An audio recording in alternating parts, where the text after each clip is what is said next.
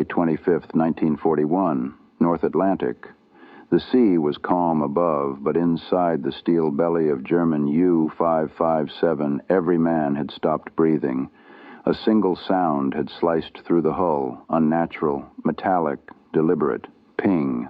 It echoed through the submarine like a funeral bell. Young midshipman Herbert Werner gripped the periscope handles, frozen. It wasn't fear of the British destroyer hunting them above. It was fear of the unknown. That sound wasn't supposed to exist. They had been trained to believe a submerged U-boat was untouchable, unseen, silent as the grave. Yet there it was again. Ping. The noise vibrated through the bulkheads, through the pipes, through bone. Every man on board knew instantly. The enemy could see them underwater. Werner would later write that in that moment it felt as if the ocean itself had betrayed us. For years, German U-boats had prowled the Atlantic nearly unchecked, slipping beneath the waves to strike and vanish. But this sound, this cold, precise signal, was the warning shot of a new kind of warfare. Something deadly had awakened in the Allied arsenal. Sonar. The invisible shield that had protected U-boats since the beginning of the war had just been shattered. In the early years of World War II, the German U-boat fleet ruled the Atlantic like wolves among sheep. The world called it the first happy time. British supply ships went down by the dozens each week, torpedoed under the cover of darkness. Convoys scattered. Merchant sailors feared the periscope more than the storm. And below the surface, the men of the Kriegsmarine believed they were untouchable. U-boat crews had been trained to think of the ocean not as danger, but as armor. Silent running was their creed. Submerge, cut the engines, drift in the deep, and you became a ghost. Hydrophones, the old World War I underwater listening devices, could only detect loud propellers or machinery. But a U-boat on electric motors, nearly silent, nearly invisible, they trusted this completely. German naval instructors told every crew, once submerged, no enemy can find you unless you show yourself. That belief became law aboard U-boats. It shaped their tactics, their confidence, even their identity. They were the hunters of the sea, the unseen threat.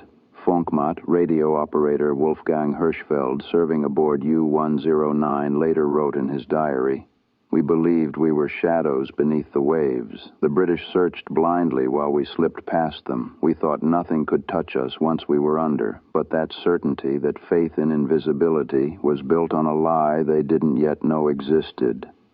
In secret labs far from the front lines, Allied scientists were preparing something that would drag every U-boat out of the darkness. They had already started building the machine that would find them. The story of sonar didn't begin in World War II. It started in desperation decades earlier, during the final year of the First World War. In 1917, German U-boats were strangling Britain's supply lines so effectively that London feared collapse. In response, British and French scientists raced to find a way to see underwater. Their experiments were crude, metal plates and microphones lowered into the sea. But one discovery changed everything. Sound travels through water faster and farther than through air. If light couldn't pierce the dark ocean, maybe sound could.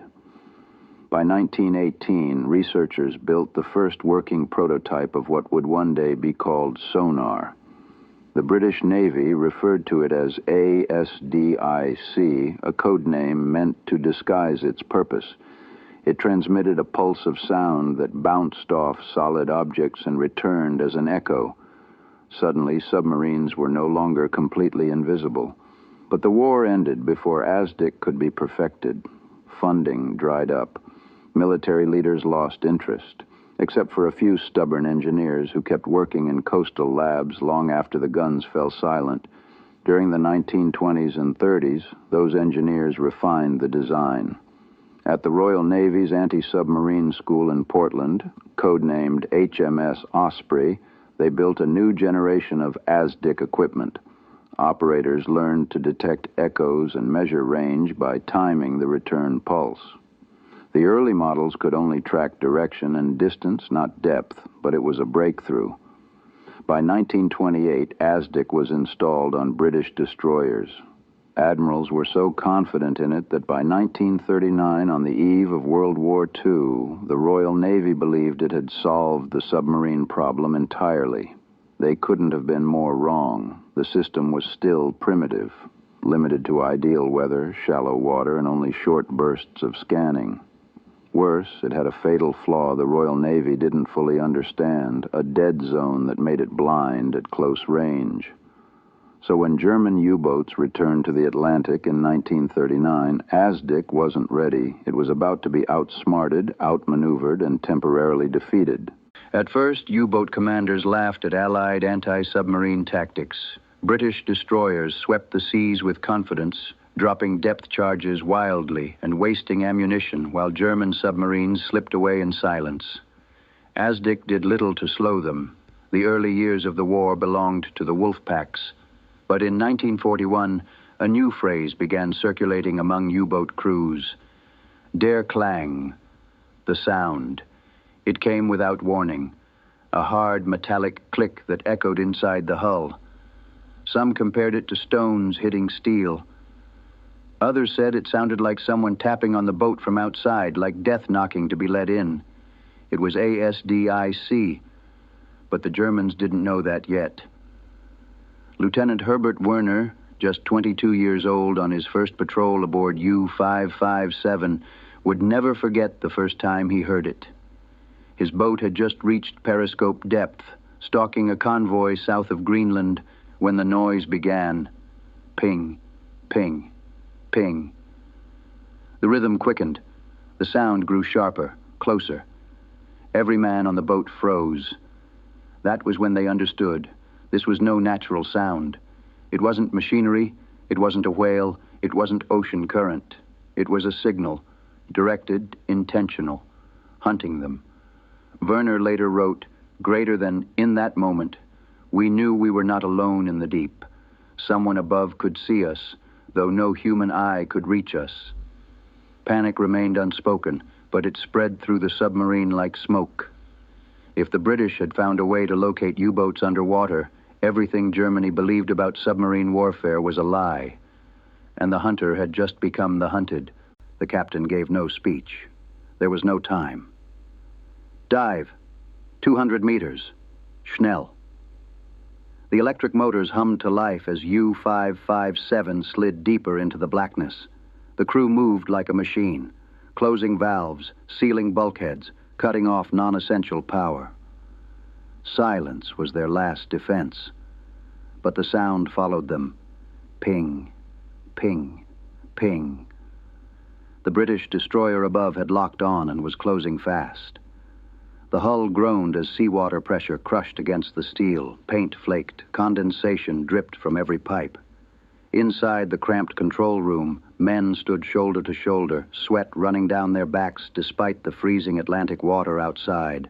Then came the splashes. The crew braced. 5 seconds. 10, 15, boom, boom, boom. The world erupted, lights shattered, gauges rattled, coffee mugs and tools flew through the air and crashed against steel. The shock waves punched through the submarine like a giant's fist. Eardrums burst, teeth cracked, metal screamed. Another barrage. Boom, boom, boom. The hull flexed, actually flexed, under the force. A pipe in the aft compartment burst, spraying seawater under enormous pressure. Damage control teams rushed in complete darkness to plug the leak with wedges and rubber sheets. No one spoke, no one cried. They just worked, because stopping meant dying. The air thickened with the smell of diesel, sweat, and fear. Carbon dioxide levels climbed. Every breath grew harder. Men began silently counting explosions, each one a heartbeat closer to their graves.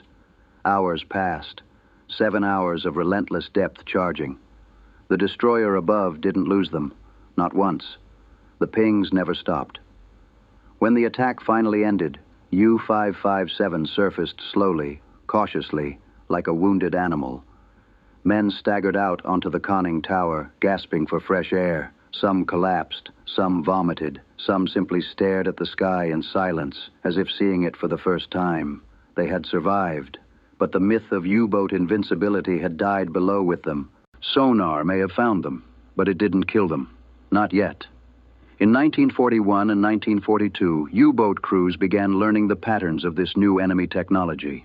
The fear of that metallic ping was real, but so was German ingenuity. Tactical survival became an art. They discovered the first weakness. Sonar had a blind spot. Once a destroyer closed within 200 yards of a submarine, the outgoing sonar pulse and its echo overlapped. The system went deaf at close range. U-boat commanders called it the shadow zone. If they could time it right, they could slip away just as the destroyer moved overhead to drop depth charges. Another weakness, thermal layers. In some waters, changes in temperature formed invisible barriers under the sea. Since sound bends when it hits these temperature shifts, submarines could hide beneath them, like vanishing behind a curtain. Silent running became sacred. One dropped wrench could be fatal. One slammed hatch could give away their position. Experienced captains trained their crews to move like ghosts, engines off batteries only. Minimal speed, no talking, no metal contact. Even breathing slowed to conserve oxygen.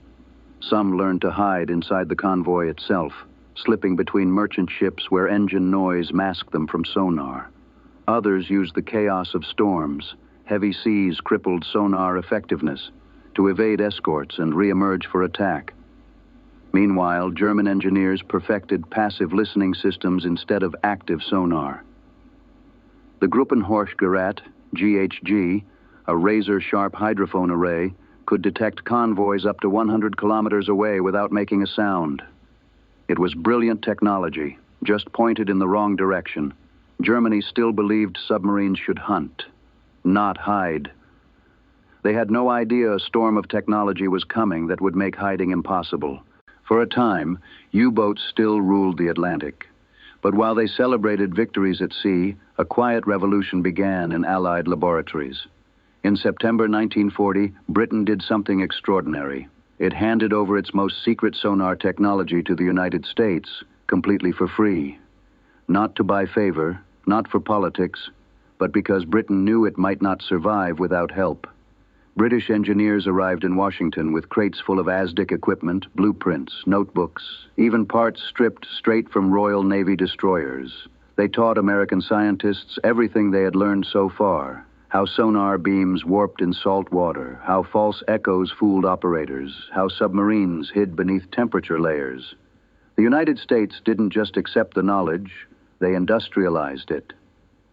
At the Naval Research Laboratory in Washington, D.C., U.S. engineers redesigned ASDIC for mass production. They renamed it Sonar, Sound Navigation and Ranging. Britain had built sonar like a handcrafted instrument. America turned it into a factory product, standardized, replaceable, easy to train with, and fast to build.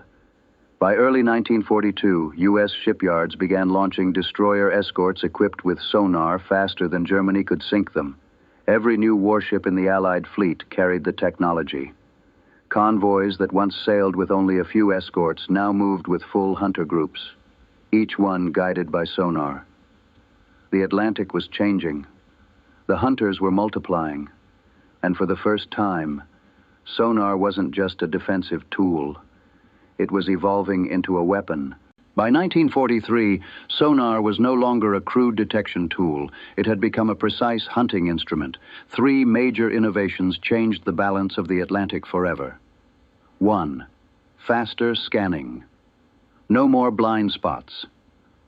Early sonar had to be turned by hand, slowly scanning the sea in narrow slices. By the time it found a U-boat, the submarine had already slipped away. Then came powered rotation. Electric motors replaced manual cranks, allowing sonar operators to sweep entire ocean arcs in seconds. U-boats could no longer sneak past the edges of a search pattern. Once a sonar beam found you, it stayed on you. 2. Combat speed detection. Originally, ships had to slow down to use sonar.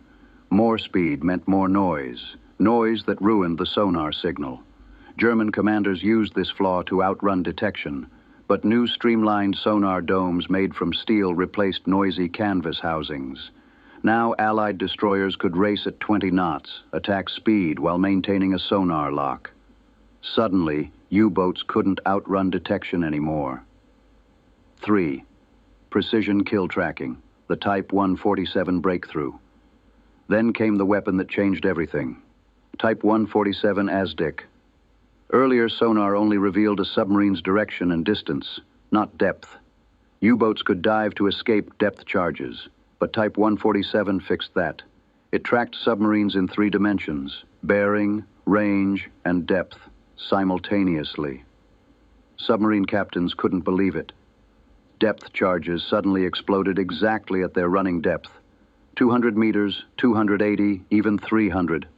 There was no guessing, no blind firing. It was as if the Allies had X-ray vision underwater. Herbert Werner, now a seasoned officer, put it simply. In 1941, we could break contact within an hour. In 1943, they could follow us for a day, and they always knew our depth. The age of vanishing into the deep was over. Sonar had evolved from a warning into a death sentence. There is a sound that only submarine men truly fear, not explosions, not enemy guns. The sonar ping, not loud, not violent, just cold, patient, and inescapable. It meant someone knew exactly where you were, and they were coming. By 1943, U-boat veterans said the sound haunted them more than combat itself. It didn't just threaten the body, it hunted the mind. Inside a trapped submarine, time stretched and sanity bent. Air thinned. Every breath grew harder. Carbon dioxide levels rose, hearts pounded, heads swam, lights were cut to save power, men waited in darkness. Batteries drained, escape grew impossible. Still, the sonar came. Ping, ping, ping. Wolfgang Hirschfeld described it in his diary. Greater than, the pinging never stops. It follows us like fate. We sit in the dark and wait for death to find us. Some men trembled uncontrollably after long attacks. Others refused to eat. Others whispered prayers in the dark. A few simply broke, staring blankly at bulkheads, mentally gone. The waiting was worse than the explosions. The pings gave the crew just enough warning to imagine death over and over again. Every sound, every creak of the hull made them picture crushing pressure and a flood of black seawater rushing in. Depth charges ended lives. Sonar destroyed souls. For 3 years, the Atlantic belonged to the U-boats. But in May 1943, everything changed. The Germans would remember it as Schwarzer Mai, Black May. At first, there were signs, small things. More escorts and convoys, more aircraft overhead, more depth charge attacks lasting hours instead of minutes. But U-boat command still believed victory at sea was within reach. Then came the slaughter. In just 3 weeks of May 1943, Admiral Dönitz sent 96 U-boats into the North Atlantic. 41 never returned. Nearly half the fleet vanished beneath the sea. Losses exploded. U-boats that had once slipped through convoy defenses were now being detected before they could attack. Wolfpack tactics fell apart. Every submarine seemed to be hunted, traced and destroyed by invisible lines of sonar. Convoy ONS-5 was the turning point. Once a helpless target, it fought like a fortress. Its escorts, armed with new sonar gear and radar, hunted down U-boats one after another. The Germans expected an easy feast. Instead, they lost 6 U-boats in a single battle. Dönitz knew the truth. On May 24, 1943, he sent a chilling order to all remaining U-boats. Withdraw from the North Atlantic. The admiral who once promised Germany that U-boats would starve Britain into surrender had been forced to retreat. After that month, the U-boat war was no longer a campaign. It became a massacre. The ocean that once protected them had turned against them. By late 1943, hunting U-boats had become a science. The Allies no longer relied on luck. They built a complete detection network, a trap system that followed U-boats from the moment they left port. It began with radar. Submarines once surfaced at night to recharge batteries, believing darkness kept them safe. But Allied aircraft, equipped with new centimetric radar, could now spot a U-boat on the surface from miles away, even in total darkness. Then came HF/DF radio tracking, nicknamed Huff Duff. U-boats depended on radio to coordinate wolfpack attacks, but every message they sent revealed their position. Allied destroyers triangulated those signals and moved directly toward them. Next came sonobuoys, floating underwater microphones dropped from aircraft that created mobile acoustic nets across the ocean. A hidden U-boat could now be heard before it was seen. And then came the weapons. Hedgehog, the forward killer. Depth charges had one flaw. A ship had to sail over the estimated U-boat position to drop them, losing sonar contact at the last moment. So, Britain created Hedgehog, a forward-firing bomb launcher that threw 24 contact-fused explosives ahead of the ship while maintaining continuous sonar lock. If even one hit a submarine hull, the rest followed. Few survived a Hedgehog strike. Squid, the executioner. Then came Squid, a triple-barreled mortar. It didn't guess depth. It calculated it using sonar input. Automatic fire control matched the U-boat's speed, course, and depth, and dropped charges right on top of it. Kill rate, 25% per attack, 5 times better than depth charges. U-boat men had no answer. Every escape tactic they knew was being countered by data, mathematics, and machines. The ocean was now mapped by invisible lines of sound. There was no direction left to run. The hunters now hunted with precision. Germany didn't surrender to sonar without a fight.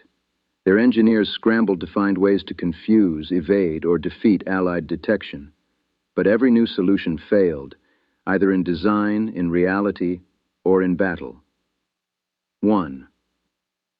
Bubble decoys, Pillenwerfer. These devices released chemical bubbles meant to mimic a submarine on sonar. Against inexperienced operators, they worked for a few minutes. But trained sonar teams quickly learned to recognize the echo. Bubbles created chaos, while submarine hulls returned clean, solid signals. Result, mostly useless. 2. Bold decoys, fake submarines. The Germans then developed Bold, a canister that rose slowly and lingered in water, imitating a submarine contact. But it didn't move, and sonar operators quickly realized that real submarines don't sit still. Result, good for a distraction, but never saved anyone for long. 3. Alberic, rubber-coated, stealth U-boats. This was Germany's boldest experiment. Cover U-boats with sound-absorbing rubber tiles designed to swallow sonar pulses. The idea was decades ahead of its time. Modern submarines use a similar method. But wartime Germany couldn't make it work. Tiles peeled off at depth. Saltwater corroded glue. The hull flexed under pressure and tore the coatings apart. Result, too little, too late. 4. The snorkel, false hope. In 1944, Germany introduced the Schnorkel, a breathing mast that allowed U-boats to run diesel engines while staying submerged. In theory, this kept submarines hidden from radar, but the snorkel brought misery. Diesel fumes choked the boat.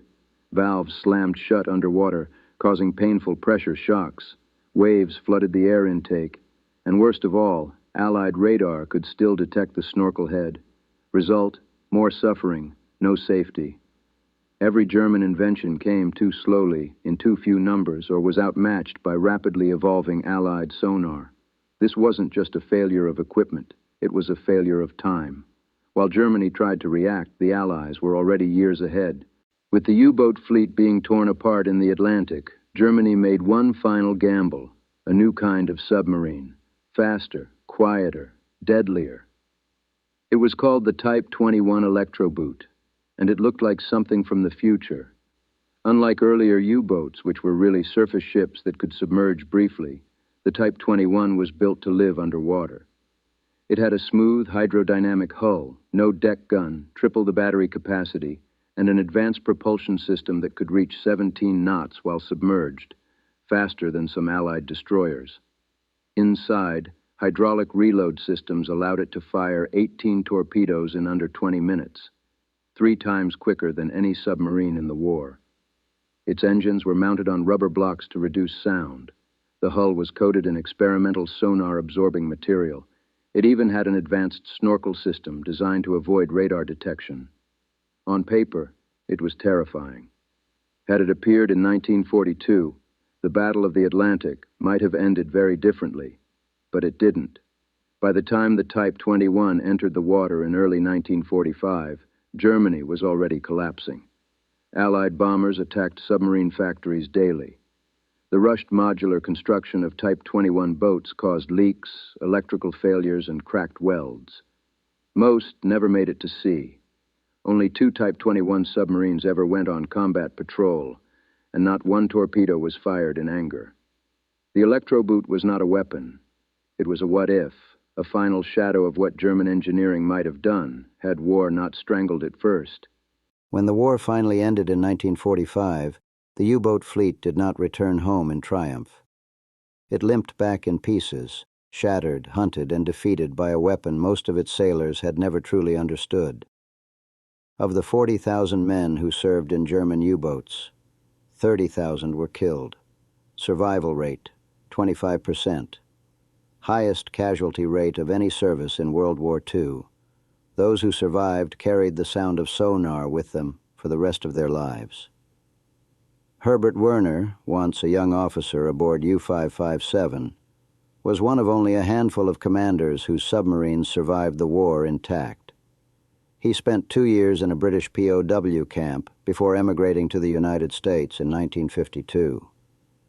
There, in a quiet Connecticut town, he did something no one expected. He helped develop sonar systems. The same technology that hunted him now became his profession. The irony was not lost on him. In 1969, he published Iron Coffins, his haunting memoir of U-boat warfare. The dedication read, "To my fallen comrades who rest in iron coffins at the bottom of the sea." Another survivor, radio operator Wolfgang Hirschfeld, published his wartime diary years later. In his final entry, written as Germany collapsed, he reflected on the truth submariners learned too late. We believed we were invisible. Then came the pings. They stripped the sea of its mercy. For many U-boat veterans, the war never truly ended.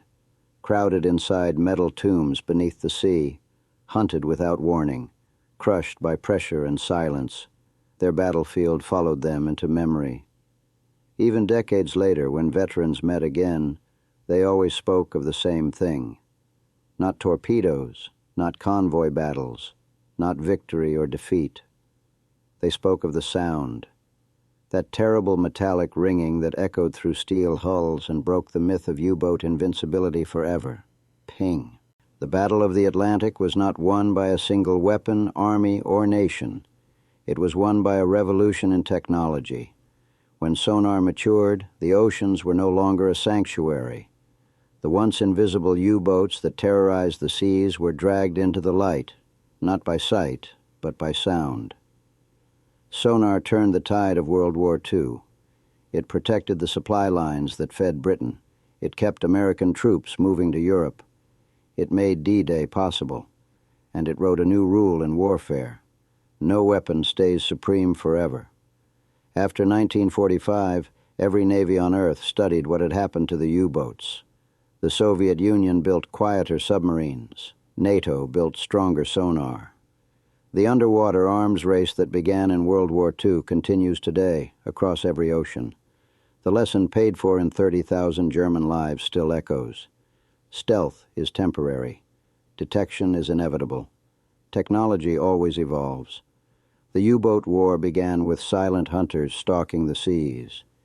It ended with those same hunters listening helplessly in the dark, waiting for the sound that always found them in the end. Ping.